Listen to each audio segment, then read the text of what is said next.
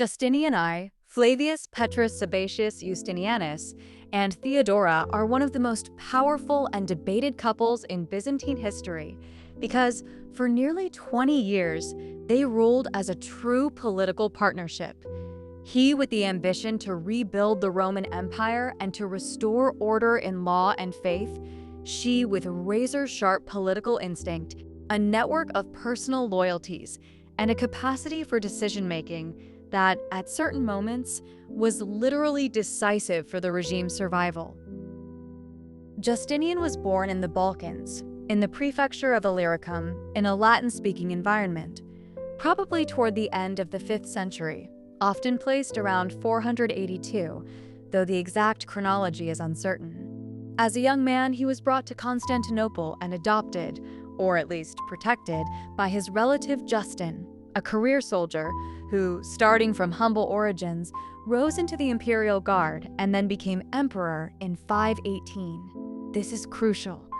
Justinian grows up in a court that is not aristocratic by blood, but one that knows military discipline, bureaucracy, and the value of political control. During Justin I's reign, Justinian quickly becomes the most influential figure, accumulating offices, prestige, and above all, practical experience in how the empire truly works.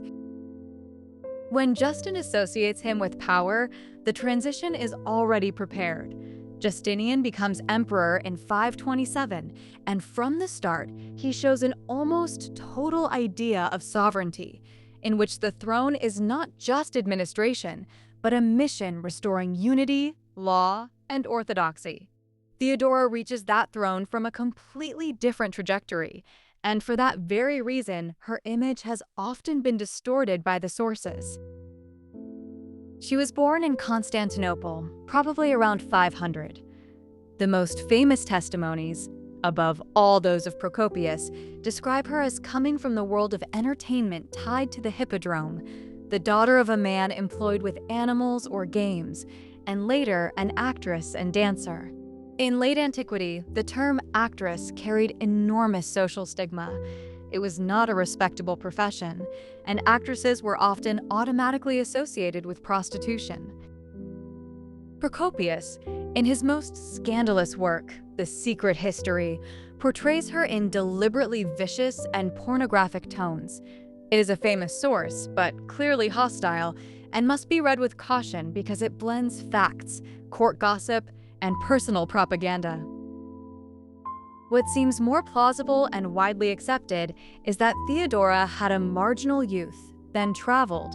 The sources speak of a period in the East, including Alexandria, and later returned to Constantinople transformed, no longer just an entertainer, but a woman with experience, contacts, and an extraordinary political intelligence. Her meeting with Justinian changes everything. He, the designated heir and a man destined for power, decides to marry her. To make that marriage possible, a legal and social shift is required. A woman with that past was not considered suitable for a senator or a future emperor according to the dominant mindset.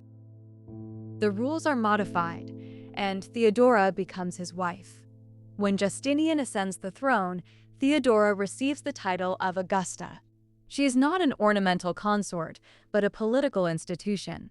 From that moment, the sources show her sitting in audience, involved in decisions, able to influence appointments, downfalls, and strategy. The first great test that reveals the nature of their shared power is the Nika riot in 532. In Constantinople, the Hippodrome factions were not just sports fans.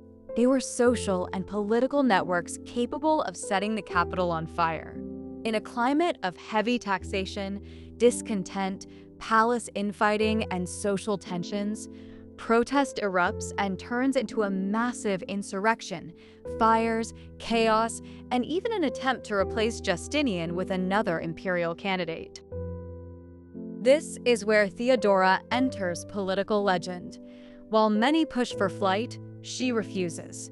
Tradition attributes to her a ruthless speech, essentially, better to die as rulers than live as fugitives, with the idea that imperial purple is a noble shroud. Even if we cannot guarantee the speech word for word, the historical meaning is credible because the final decision is exactly that. Justinian stays, organizes the counteroffensive, and the revolt is crushed with brutal repression inside the hippodrome, with thousands killed. The outcome is tragic, but politically decisive. After Nika, the power of Justinian and Theodora is no longer negotiable. From that trauma, a new face of the capital is also born.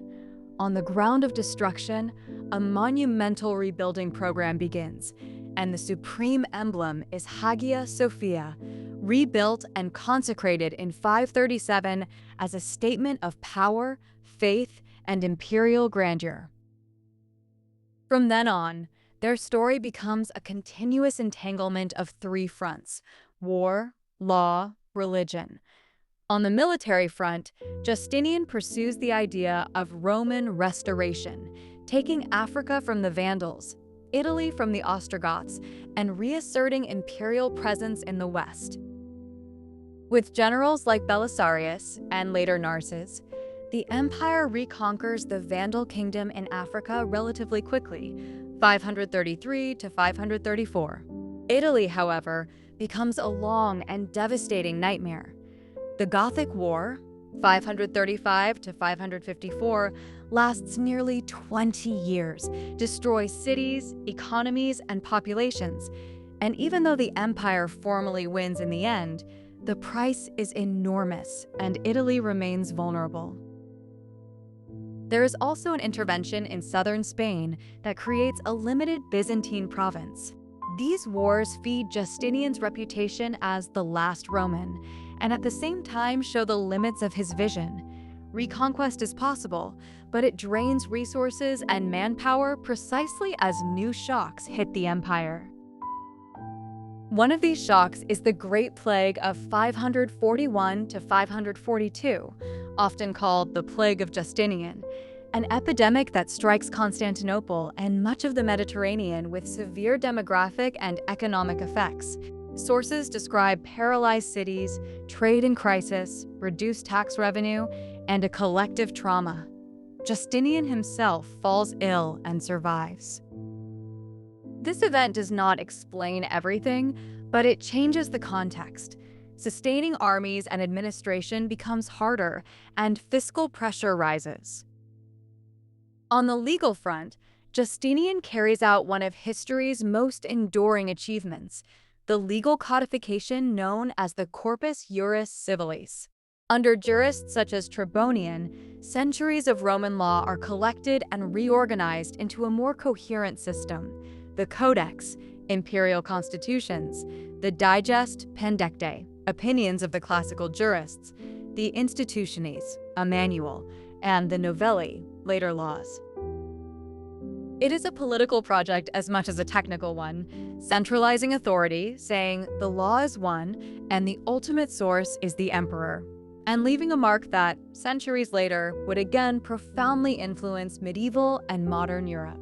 Theodora is often linked here to more social measures and to policies more favorable to women, even though attributing every single reform directly to her would be misleading. What we can say with good confidence is that, during their reign, several laws and policies target sexual exploitation and strengthen protections for certain categories of women.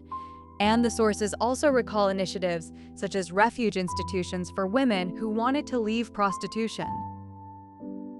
In general, Theodora appears as a figure who uses power to protect or advance those who depend on her, and to build a base of personal loyalty typical of great court politicians. On the religious front, the couple lives through one of the empire's most explosive tensions: the clash between Chalcedonian orthodoxy and anti-Chalcedonian currents, often called monophysite, but more accurately Miaphysite, in many Eastern communities. Justinian, in theory, wants the unity of church and empire. In practice, he oscillates between doctrinal firmness and attempts at political theological compromise. Theodora, according to many testimonies, is closer to Miaphysite circles and protects them. She hosts religious figures, intervenes in appointments, and creates spaces of protection at court. This produces a dynamic typical of great power couples. He seeks the empire's official balance. She builds a second channel of influence, especially in the eastern provinces, where religious dissent is also political dissent.